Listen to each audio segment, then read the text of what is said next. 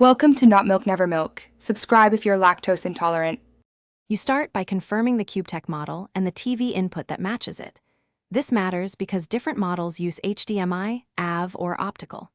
Next, plug the Cubetek into power, use the supplied adapter or a 5V USB port if specified, and wait for the status LED.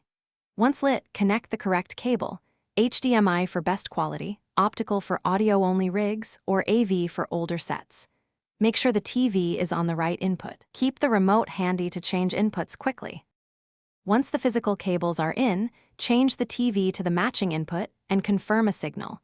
A blank screen means wrong port or loose cable.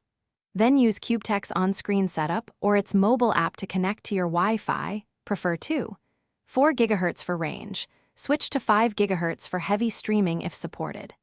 After network join, set the display resolution to match the TV. For example, 1920 by 1080 or 3840 by 2160 to avoid scaling artifacts and input lag.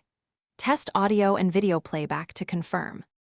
Finish by updating Cubetek firmware through the app or settings, then restart both Cubetek and the TV. This resolves many compatibility issues. Next, choose the correct audio output, TV speakers, optical out, or an ARC-enabled receiver and test sound. If you see no picture, stop and reseat all cables, try a different HDMI port, and power cycle both devices. These steps fix most connectivity faults.